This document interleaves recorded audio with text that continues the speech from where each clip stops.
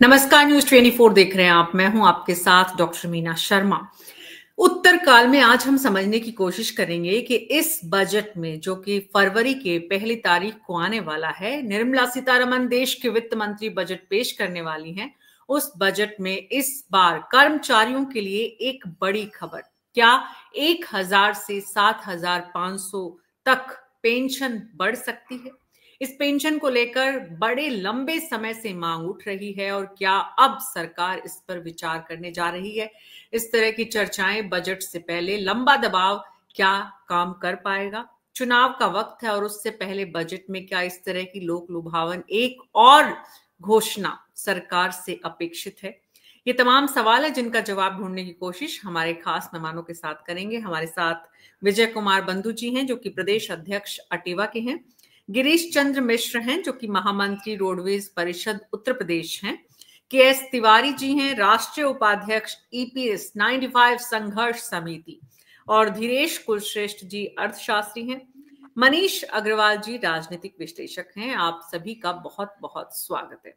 तो शुरुआत गिरीश चंद्र नहीं, मैं एक के.एस. तिवारी जी से करना चाहती हूँ, लेकिन मुझे नजर नहीं आ रहे हैं। तो तिवारी जी जब नजर नहीं आ रहे हैं तो फिर बात करते हैं विजय कुमार बंधु जी आपसे। शुरुआत आपसे करते हैं विजय जी।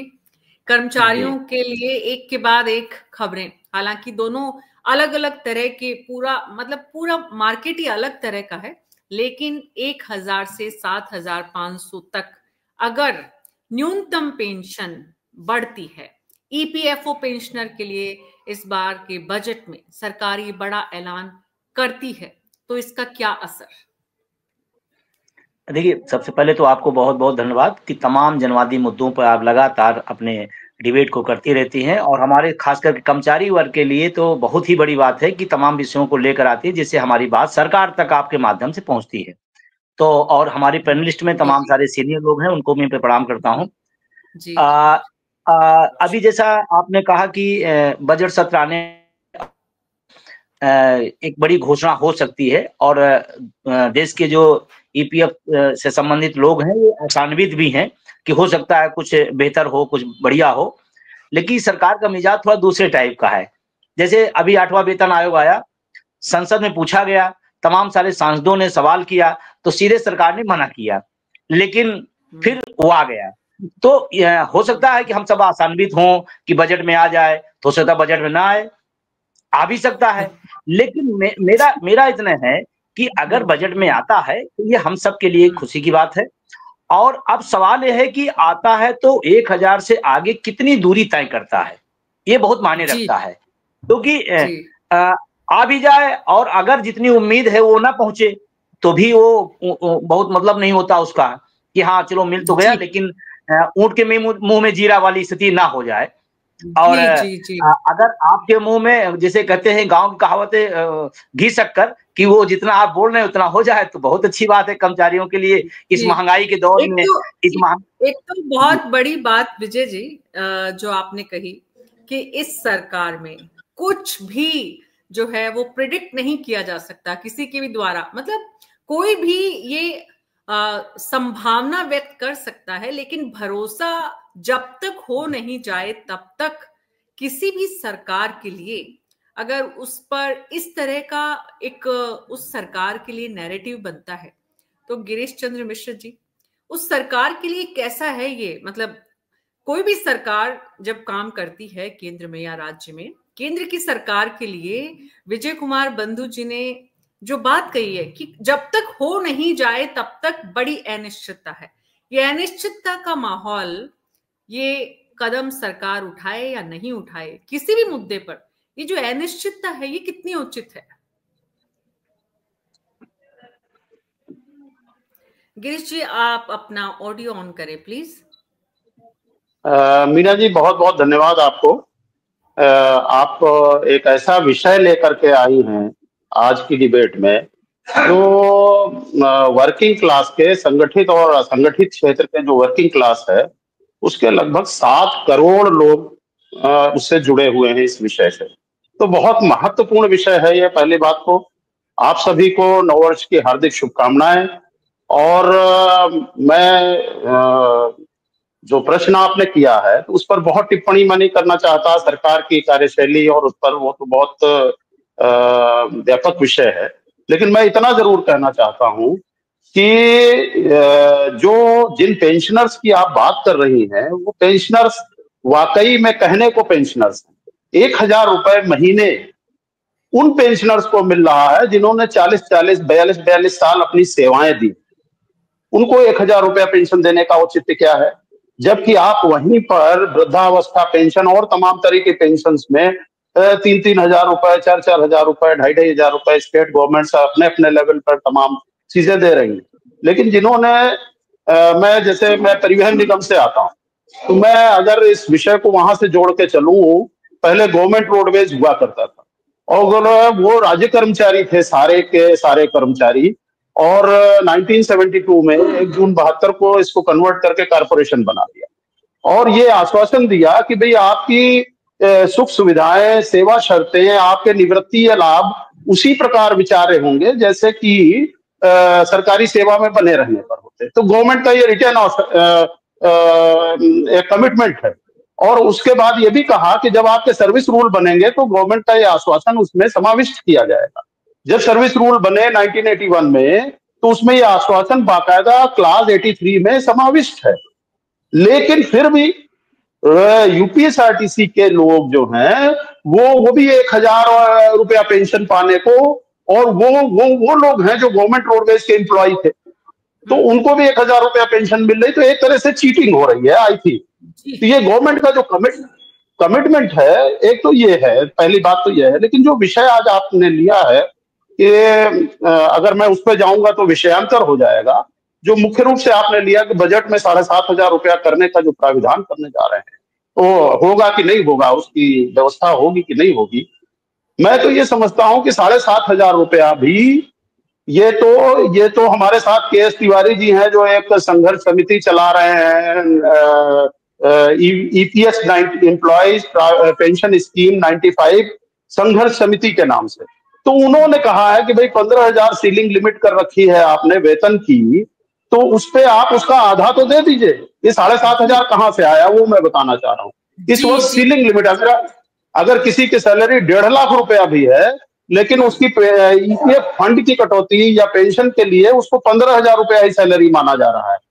तो एक तो ये जास्ती हो रही है, और वो 1.5 लाख की जगह 15,000 आप मान रहे हैं, वो 15,000 का भी 50% कम से कम इंश्योर करिए।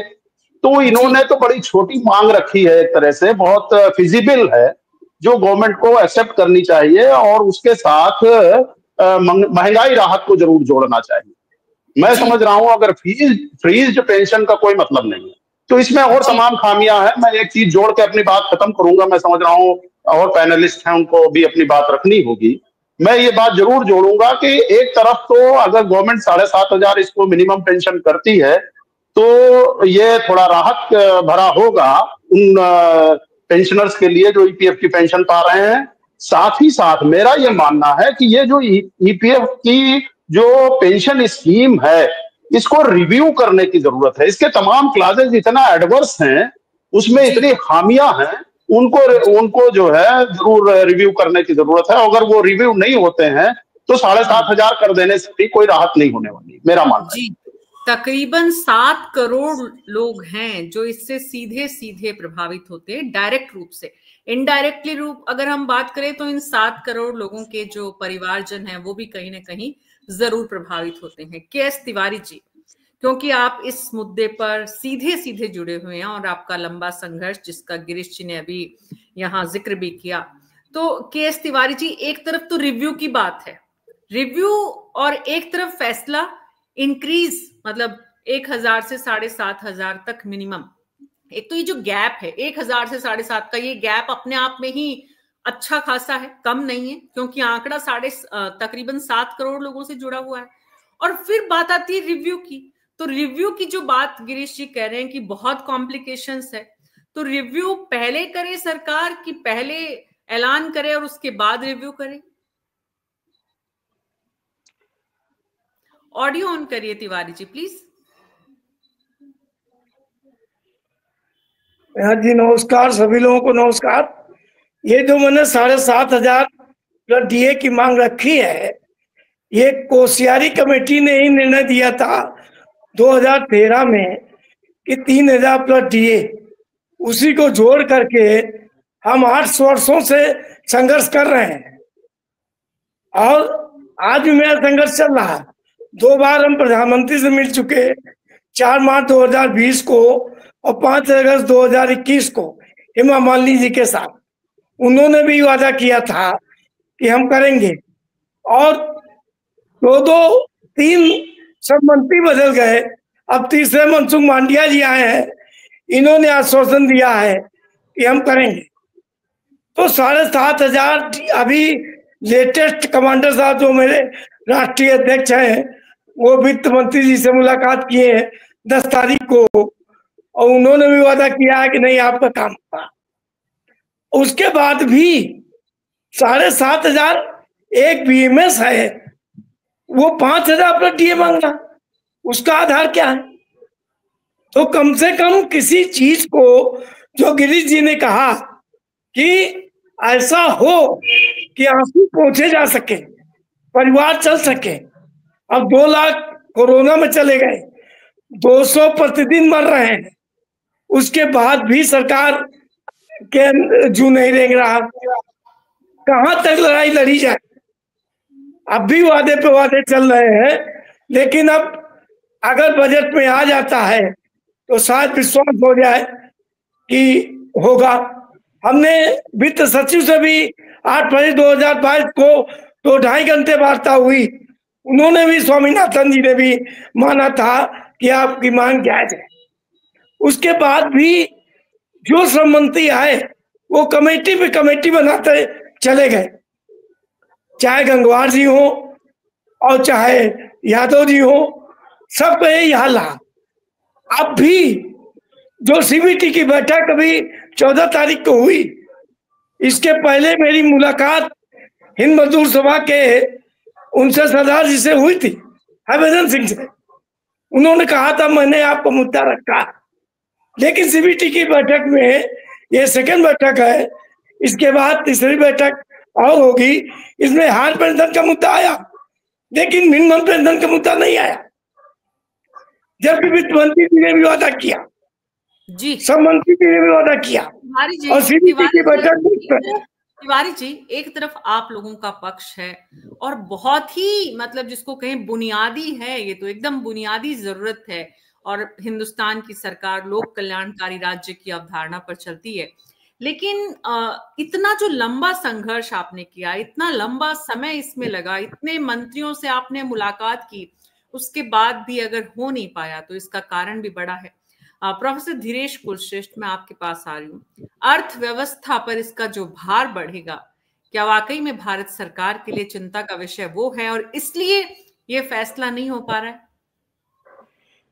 डॉक्टर मीना शर्मा, सादर नमस्कार। और जैसा कि मैं सभी अपने पैनलिस्ट को सुन रहा था, माननीय तिवारी जी का दर्द मैं समझ सकता हूँ, एक कर्मचारी होने के नाते। और ये विषय राजनीतिक है ही नहीं, ये विषय सामाजिक और जो कर्मचारियों के उत्थान के लिए है। और 2014 से लगभग, मुझे जहाँ तक जानकारी है और मैंने जो ईपीएफओ को पढ़ा है, तिवारी जी मुझे अगर गलत हो तो सही करें, 1,000 रुपये पेंशन है। और वो 1,000 रुपये का कोई मतलब नहीं बनता है, जबकि 6.2% से 6.5 के आसपास से हमारी ग्रोथ रेट है और 5.2 लगभग, जब वो है ना 5 से 5% से ज़्यादा हमारा इन्फ्लेशन रेट है। जब इतना महंगाई दर है तो क्या 1,000 रुपये में, मैडम आज के समय में भारत जैसे देश में, जहाँ पर तेल 2013-14 में क्या था और आज क्या स्थिति है, मैं बात कर रहा हूँ पेट्रोल और डीजल की, खाद्य पदार्थों की, इतना फूड क्राइसिस और फूड इन्फ्लेशन है। तब ऐसी स्थिति में अगर भारत सरकार कर्मचारियों को 7,500 रुपये देने में भी असक्षम महसूस कर रही है, तो ये बहुत ही दुखद है और ये चिंताजनक है। अर्थशास्त्र विषय की जहाँ तक बात आती है, तो मैं ईपीएफओ के चैलेंज की बात आपसे कर लूँ। जैसा कि तिवारी साहब ने और हमारे बंधु साहब ने और गिरीश चंद जी ने कहा, ये सच है कि 70 मिलियन एक्टिव जो है ना सब्सक्राइबर हैं, लेकिन इसमें से 500 मिलियन ऐसे हैं जो कि मैडम अभी तक जो है ना अनऑर्गेनाइज सेक्टर्स में, जिनका रजिस्ट्रेशन वर्कफोर्स हमारा जो है ना 500 मिलियन दिखाता है। मिनिस्ट्री ऑफ लेबर पे जाएंगे, उनका डेटा है, सीएमआई ने डेटा दिया है, 500 मिलियन से ज्यादा डेटा है हमारे पास। यानी कि जो एक्टिव हमारे मिश्रा जी बता रहे हैं और माननीय तिवारी साहब बता रहे हैं, वो तो एक्टिव की बात कर रहे हैं। जो अनएक्टिव हैं, जो कि कार्य कर रहे हैं और इस भारत को आत्मनिर्भर बनाने में और भारत को एक मजबूत अर्थव्यवस्था बनाने में सहयोग दे रहे हैं, वो हमारा अनऑर्गेनाइज सेक्टर है, जिसकी संख्या मैडम 68% से ज्यादा है, जो कि रूरल और रूरल अलाइड सेक्टर में काम कर रहा है।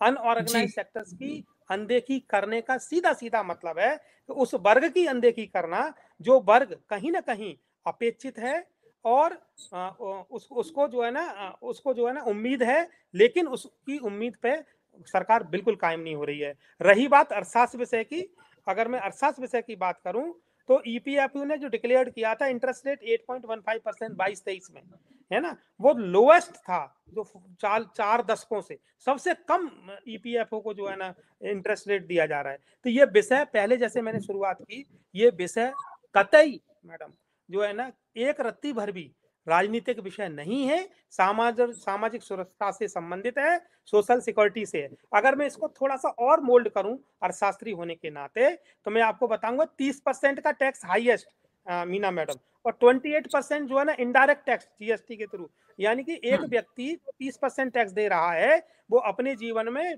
56, 57, 58% के आसपास टैक्स दे रहा है, जिसमें उसमें अनऑर्गेनाइज सेक्टर भी आ रहा है जो कि 28% उसे देना ही देना है। तो ऐसी स्थिति में जो 1000 रुपए में कैसे वो अपना जीवन यापन करेगा और कैसे वो अपने परिवार की जीविका चलाएगा। प्रोफेसर दिनेश कुलश्रेष्ठ बिल्कुल ठीक है। मनीष अग्रवाल जी के पास चलते हैं। सारे इससे पहले मनीष जी से पहले तमाम जो पैनलिस्ट हैं हमारे, गिरीश जी, तिवारी जी, बंधु जी और धीरेश कुलश्रेष्ठ जी, आप सभी सीधे सीधे अर्थ और समाज से जुड़े हुए हैं, लेकिन मनीष जी राजनीति से जुड़े हुए हैं और ये पूरा मुद्दा जो है वो राजनीति से संचालित होगा। समाज और अर्थव्यवस्था दोनों जो है वो संचालित राजनीति से है। तो मनीष जी, अब सवाल ये है कि राजनेताओं की, राजनीति की, सरकार की मंशा क्या है?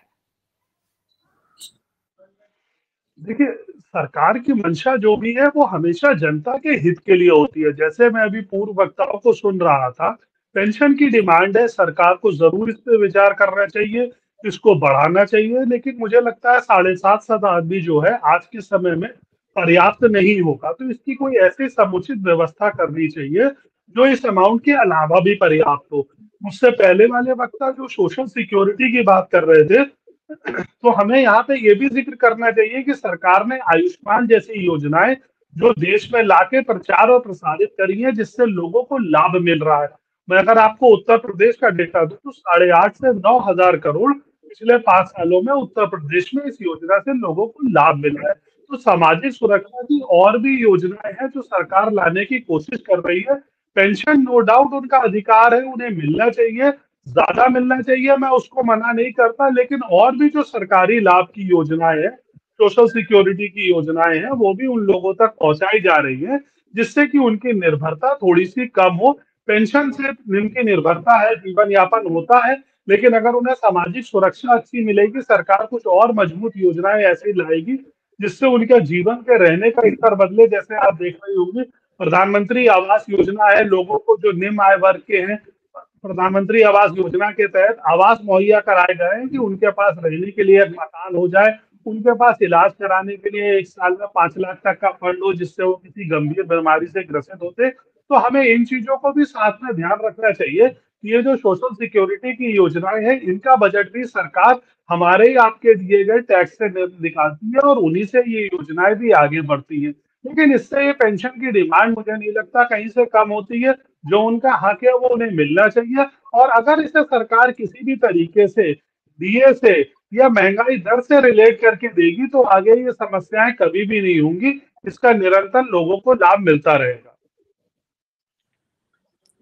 तो कुल मिलाकर जो आप सबसे चर्चा से बात समझ में आ रही है कि राजनीति, सरकार की मंशा तो बड़ी अच्छी होती है, सरकार चाहती भी ऐसा है, लेकिन सरकार ऐसा कर नहीं पाती है।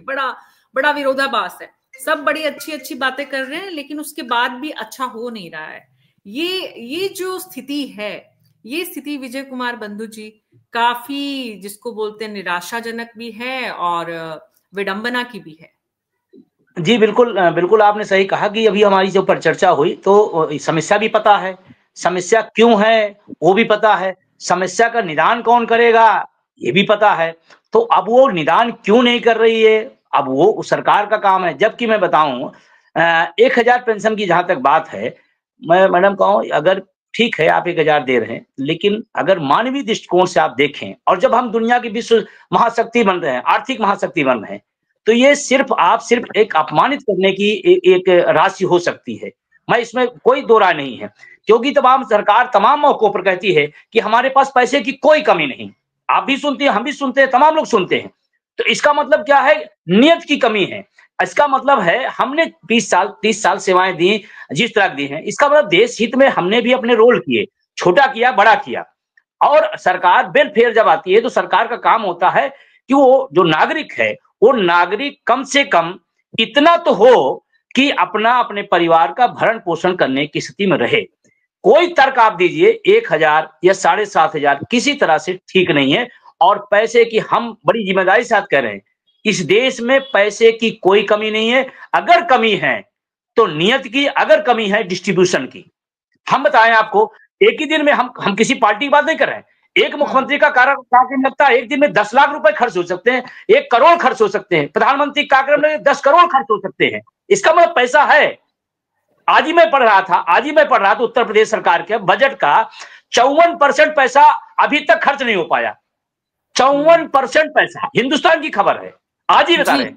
और आप कल्पना करिए कि अभी हम चल रहे हैं जनवरी में, यानी कि फरवरी और मार्च, मतलब 2.5 महीने मान लेते हैं मोटा मोटा, 2.5 महीने हैं और 54% पैसा खर्च नहीं कर पाए।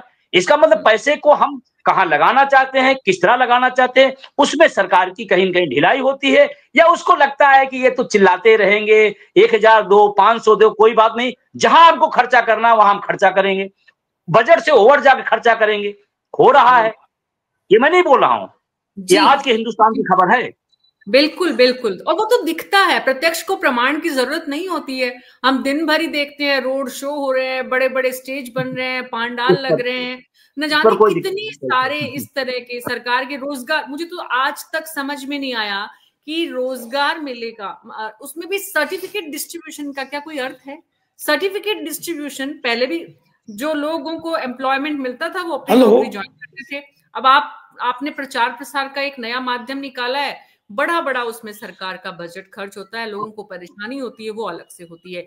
हम तो एक छोटा सा प्रोग्राम सरकार का होता है, पूरी ट्रैफिक शहर का जो है वो बर्बाद हो जाता है। देश के किसी भी कोने में नजर डाल लीजिए। और मैडम उसमें 200 लोगों को, 250 लोगों को, 500 लोगों को दिया जा रहा है रोजगार, वो भी अपने दम पर रोजगार आपसे ले पा रहे हैं। और प्रचारित ऐसे हो रहा है जैसे पूरा प्रदेश रोजगार युक्त हो गया है। जी, और वो भी जैसे कोई उन पर एहसान किया जा रहा है। ये सालों से, दशकों से हिंदुस्तान में लोगों को बाकायदा जो परीक्षा तय समय पर होती है, उनकी परीक्षाएं होती हैं, उनके परिणाम आते हैं, उनके सर्टिफिकेट मिलते हैं, ज्वाइन करते हैं। अब यहाँ पर ज्वाइनिंग के लिए एक मंत्री जा रहा है, कोई नॉर्थ ईस्ट जा रहा है, कोई साउथ जा रहा है, कोई, मतलब मंत्रियों के पास ये काम बचा है। बहरहाल के.एस. तिवारी जी, सरकार की दलील अब तक इतने लंबे संघर्ष में बहुत सारे लोगों से आप लोग मिले, बहुत सारे अधिकारियों से, सेक्रेटरी फिनेंस, मंत्री, दलील क्या इतने लंबे समय से, क्यों सरकार इतनी जो है इस मुद्दे पर इतनी लाचार है, इतनी बेबस है कि कर नहीं पा रही है?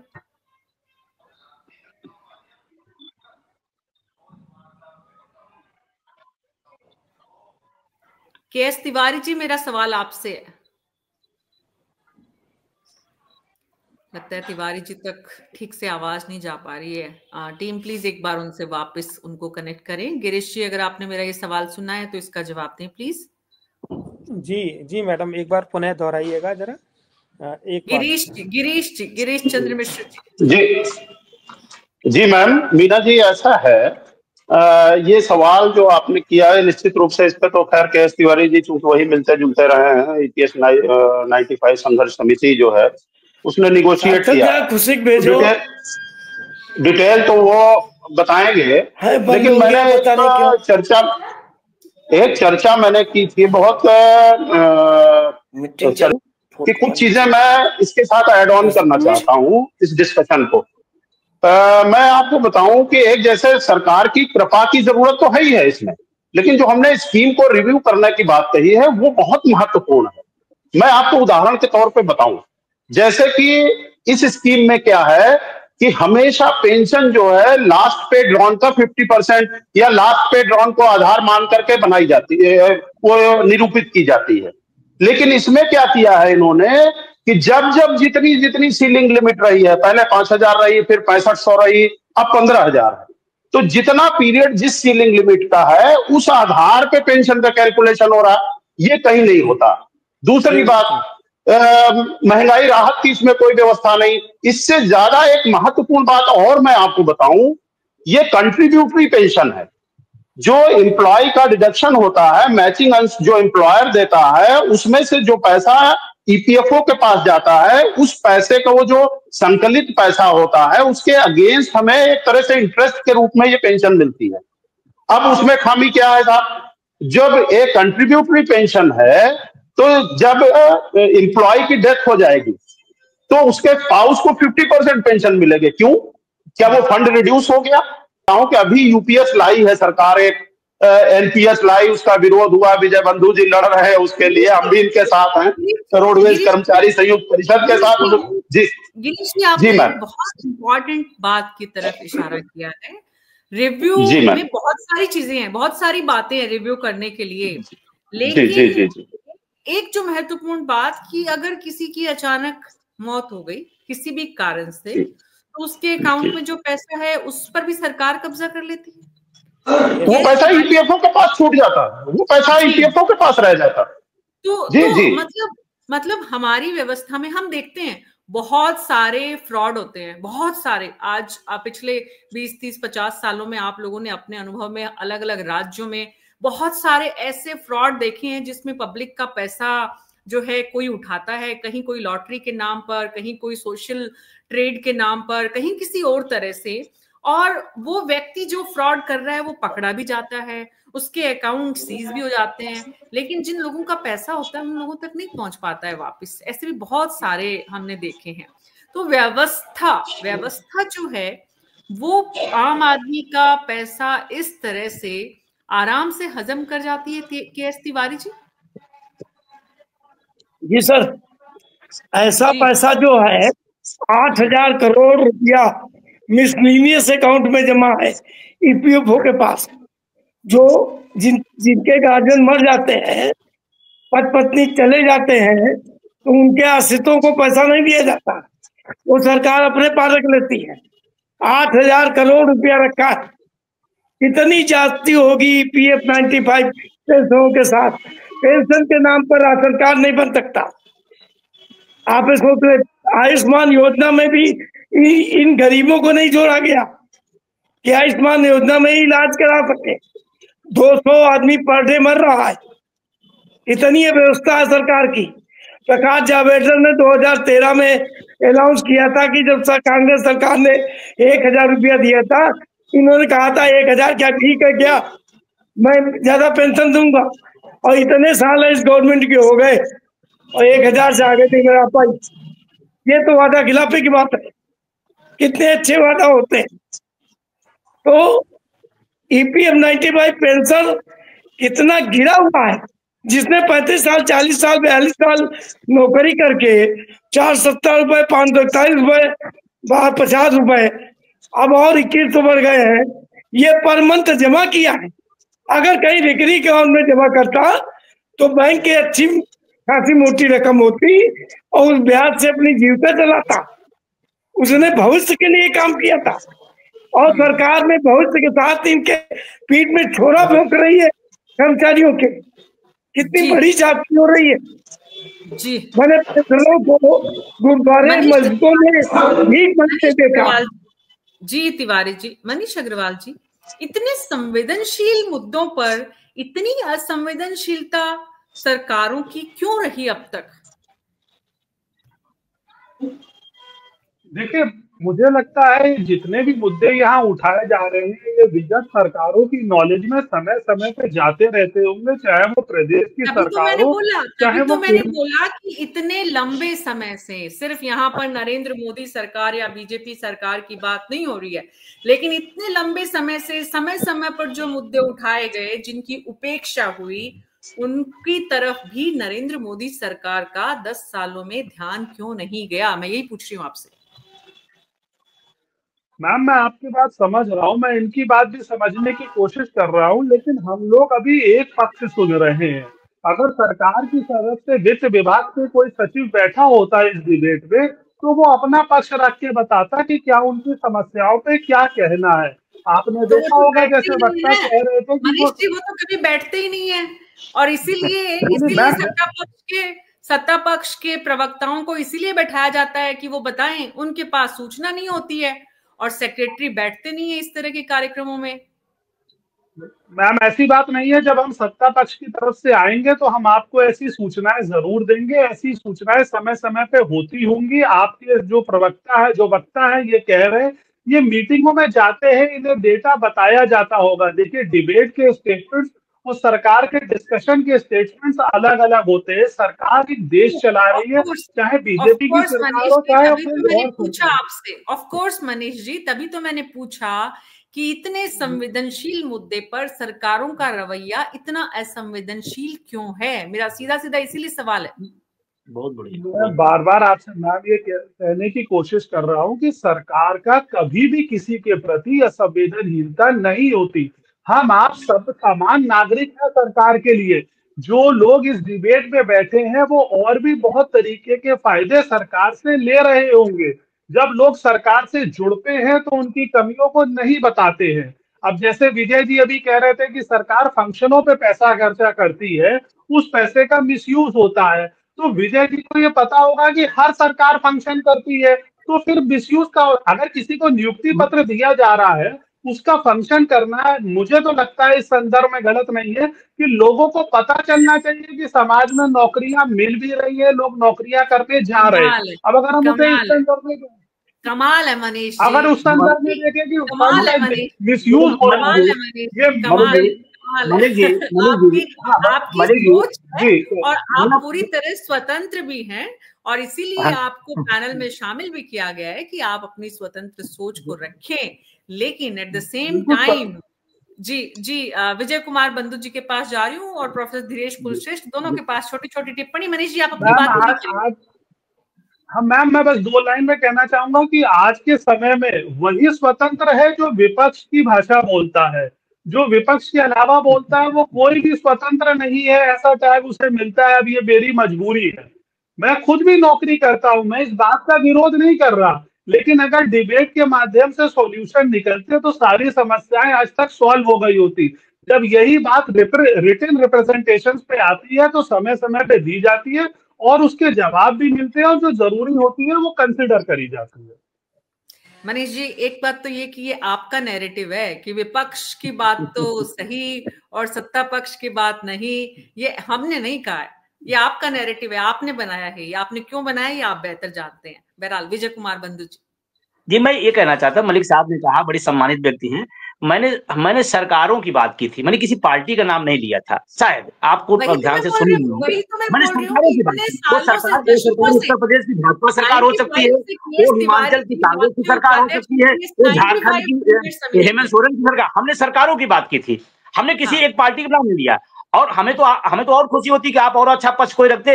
आप तो पार्टी प्रवक्ता भी नहीं है, अर्थशास्त्री की हैसियत से हैं, तो और अच्छा एक सुझाव आता, कोई आइडिया आता।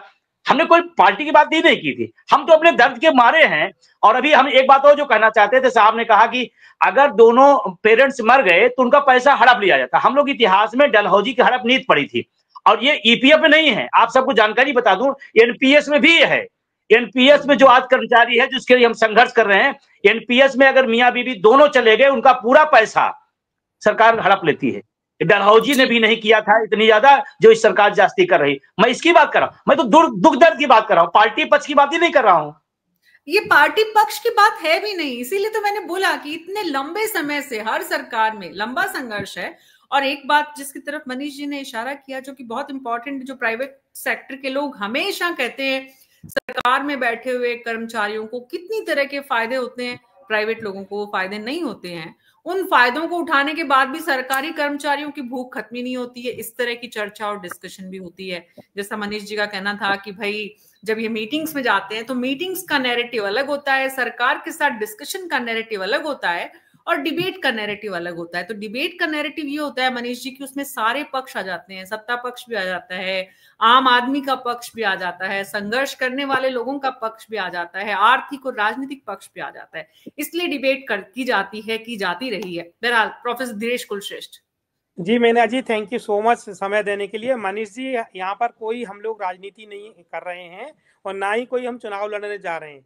हालांकि हम लोकतांत्रिक व्यवस्था में रह रहे हैं, इसलिए अपनी बात कहने का हमें अधिकार है एक सजग नागरिक होने के नाते, नंबर 1। नंबर 2, जो संवेदनशीलता सरकार की दिख रही है वो 10 साल हो चुके हैं। आप तिवारी जी की उम्र देख लीजिए और उनका संघर्ष देख लीजिए, तो आपको कम से कम इस तरीके की बात इस पटल पर नहीं कहनी चाहिए कि ये राजनीति करने के लिए हम सारे लोग बैठे हैं।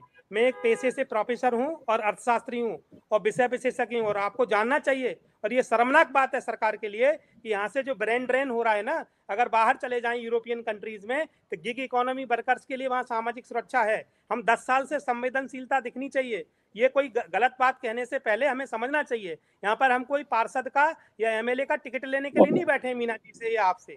हम यहाँ पर एक कर्मचारियों के हित की बात कर रहे हैं, भारत कैसे सुदृढ़ हो, सक्षम हो, और वो कर्मचारी जिनकी की घर परिवार संघर्ष कर रहा है और जो जिनकी की पूरी जीवन की कमाई, गाड़ी कमाई बाद में जो सरकार खा लेती है, वो इसको समझने की बात है। और अगर सरकार संवेदनशील है तो निश्चित रूप से इस बजट में हम अपेक्षा करते हैं कि उसका समाधान होना चाहिए। 7,500 रुपए देकर के केवल 10 वर्षों में लगातार चक्कर काट रहे हैं। तिवारी जी बता रहे हैं कि हम कितने मिनिस्ट्री ऑफ फाइनेंस से लेके, गृह सचिव से लेके, आपके वित्त सचिव से लेके कितनी जगह मिल चुके हैं। तो ये कोई राजनीतिक विषय नहीं है, जैसा कि मैंने शुरू में भी कहा, और मैं क्षमा के साथ कहूंगा सर, इस तरीके की भाषा का उपयोग एक मंच पर आकर के कम से कम ना किया जाए, क्योंकि ये कोई राजनीतिक यहाँ पर रैली का प्रदर्शन नहीं हो रहा है, यह सामाजिक हित की बात है। ठीक है प्रोफेसर धीरेश कुलश्रेष्ठ, दिल से मत लीजिए। डिस्कशन में जो कुछ होता है उसमें सबके अपने अपने विचार होते हैं और सबको पूरा अधिकार है कि वो बोलें।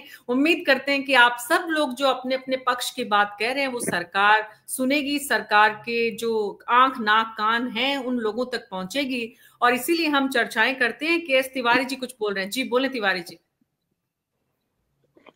मीना जी, मैं कहना चाहता हूं कि मेरे ईपीएफ 95 के कर्मचारियों का अंशदान 95 लाख करोड़ रुपया अंशदान आता है, जिसका 65 लाख ब्याज होता है। मैं किसी सरकार से भीख नहीं मांग रहा हूं। मेरा जो पैसा जमा है 8,000 करोड़ मिसलिनियस अकाउंट में है। मैं बाकायदे अंदर की बात बता रहा हूँ। मेरी उम्र 74 साल है जी, और मैं परिवहन निगम से हूँ।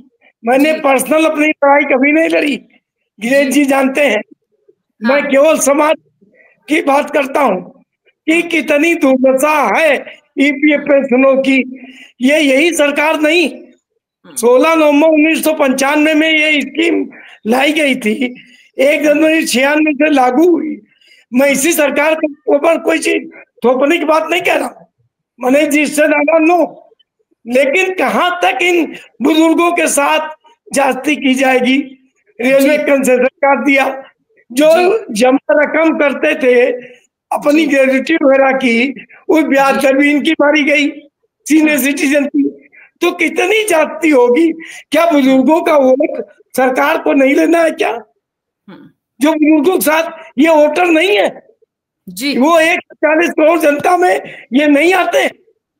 मेरा संगठन 27 प्रांतों में है, महाराष्ट्र में, बुल्डाना में 7 वर्ष 35 दिन हो गए बाकायदे कमीशन चल रहा। इतना बड़ा कमीशन पूरे विश्व में नहीं हुआ होगा तो 7 और 35 दिन से चल रहा जी। तो मैं जमीन से लड़ाई लड़ रहा हूँ, मैं हवा में नहीं करता जी। बहुत बहुत शुक्रिया। 2.5 घंटे वार्ता हुई तो उन्होंने मेरी सब चीजें। जी गिरीश जी, बहुत संक्षेप में कुछ कहना चाह रहे हैं। जी मीना जी, मैं एक बात अभी मनीष जी ने कही थी, मैं उसको, हालांकि तिवारी जी ने उस पर इशारा किया, लेकिन मैं उसको क्लियर करना चाहता हूँ कि आपने कहा कि जैसे सरकार आयुष्मान योजना लाई है, 5 लाख तक का कवरेज दे रही है।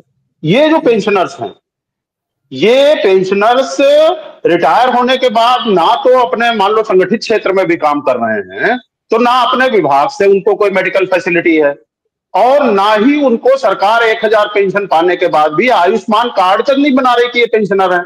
उनका, ये तिवारी जी ने जैसा बताया, राशन कार्ड भी नहीं बन रहा। तो भाई वो आखिर जनता के हिस्से हैं। तो इस तरह के जो बहुत छोटे छोटे मामले हैं, इसमें से कितने लोग जुड़ जाएंगे आयुष्मान कार्ड में, इस पर तो सरकार को फैसला करने में देर नहीं करनी चाहिए। इस तरह की कुछ चीजें हैं। तो मेरा नटसेल में ये कहना है कंक्लूजन के रूप में, एक तो इस स्कीम को बहुत बारीकी से रिव्यू करने की जरूरत है।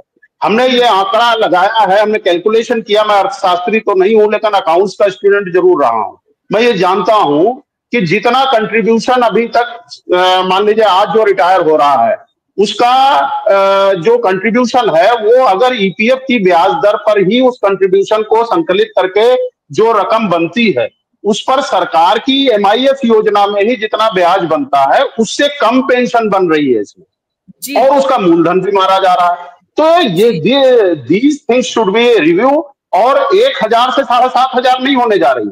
आज जो लोग रिटायर हो रहे हैं उनको 4500 पेंशन मिल रही है, तो उनको तो 3000 का इजाफा होना है। ऐसा भी नहीं है कि ये पूरा 6500 मल्टीप्लाइड बाई 7 करोड़ हो जाएगा, ऐसा कुछ नहीं है। तो जो पेंशनर्स हैं वो अमाउंट बहुत लिमिटेड है, ऐसा कोई बहुत बड़ा इसमें इन्वॉल्वमेंट नहीं है, फाइनेंशियल इम्प्लीकेशन बहुत ज्यादा नहीं है। बहुत बड़ा अर्थव्यवस्था पे कोई भार भी नहीं आने वाला है। बस जरूरत इस बात की है कि सरकार इस तरफ गंभीरता से, प्राथमिकता से सोचे, सबकी सुने, बैठकर सॉल्यूशन करें। अनगिनत बैठकें हुई हैं, लंबे अनशन, धरने, प्रदर्शन और तमाम तरह के जो सबमिशंस जो हैं, ज्ञापन जो है, वो सब दिए गए हैं। अब बजट में इस पर क्या होता है ये देखना होगा, क्योंकि मोदी सरकार के लिए कहते हैं कुछ भी निश्चित नहीं है, कुछ भी प्रत्याशित नहीं है, कुछ भी संभावनाएं हैं लेकिन कहा नहीं जा सकता है। आप सबका बहुत बहुत शुक्रिया इस चर्चा में शामिल होने के लिए। तो कुल मिलाकर जो बात समझ में आ रही है वो ये कि इस बजट से जो उम्मीदें कर्मचारियों को हैं वो निर्मला सीतारमण कितना पूरा कर पाती हैं, मोदी सरकार उन पर कितना खरी उतरती है, ये देखना होगा। न्यूज़ 24 पर आज मेरे साथ इतना ही। नमस्कार।